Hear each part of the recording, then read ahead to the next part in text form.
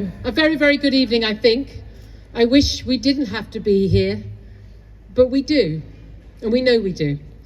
I don't think any of us dared to dream that tonight we could be just days away from the last remaining hostages in Gaza being freed and home with their families, but we can dare to dream now. But whatever happens in the next few days, weeks, months, or even years in the Middle East, we need to deal with what is happening right now, right here in Britain as well. Because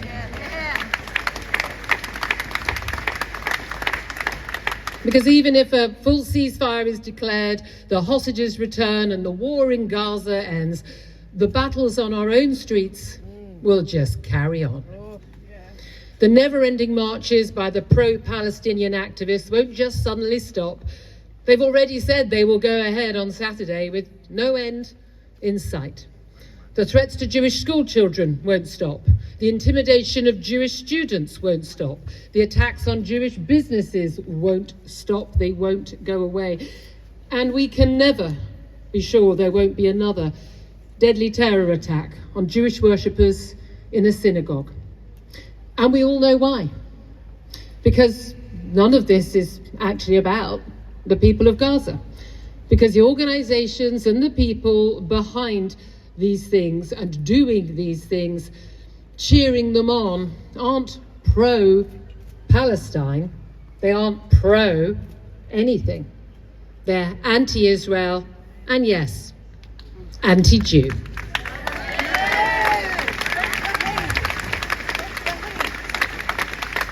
And their reaction to last week's horrific terror attack by an Islamist on the Manchester synagogue, still so difficult to work out what a man called Jihad could possibly have been motivated by.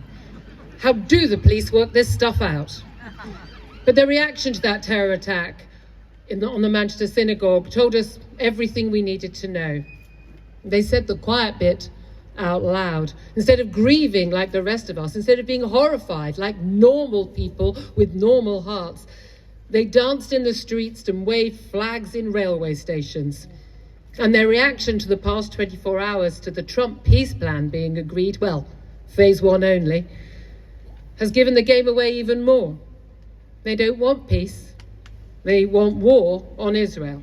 They want war on the West, and they won't want war on Jews. But don't worry, I'm not a Jew, but they're coming for all of us eventually. And why do they think they can be so unashamed, so open about this on our streets, with their swastika-adorned Stars of David, with their celebration of the October 7th terror attack and last week's synagogue attack? Because of the man who lives in that street there.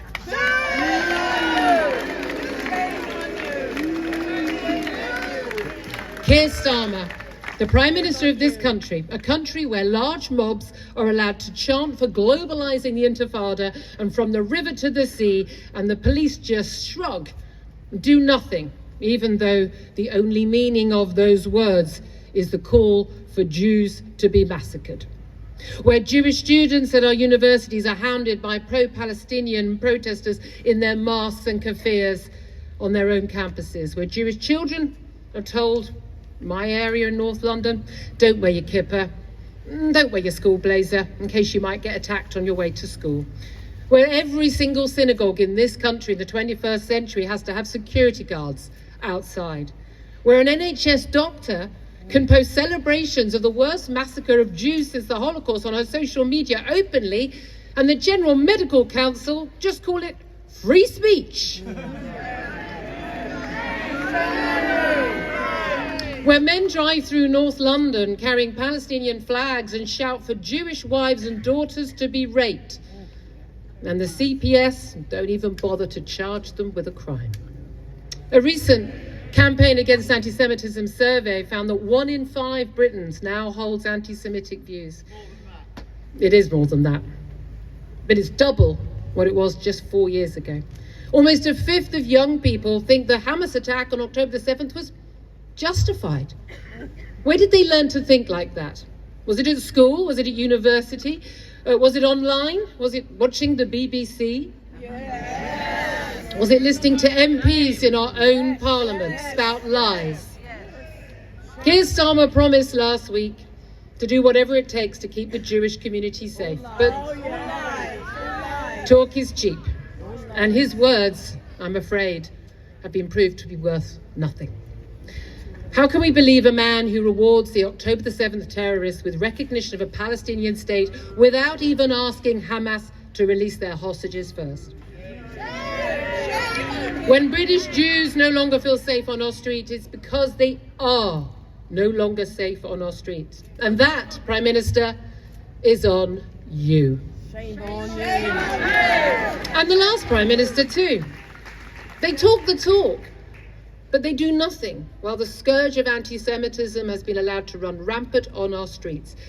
History tells us that in every country, in every civilization, at every time in history, a rise in the hatred of Jews is the canary in the coal mine. It's the big, flashing red neon sign telling us that something is going horribly wrong in the heart of our society. I can see it. You can see it. So many good people of all faiths and none in this country can see it. Yet this Prime Minister, many of his own MPs, many MPs in other parties, much of our media, our university academics, the police, the Crown Prosecution Service and the judiciary appear to be deaf, dumb and blind to what's going on. They're not stupid. They're not stupid. We cannot go on like this. The Prime Minister cannot allow this to go on like this. And not just for the Jewish community, but for every decent person in this country. Words matter, yes, but it's action that counts in the end. Prime Minister, it's long past time to act. Thank you.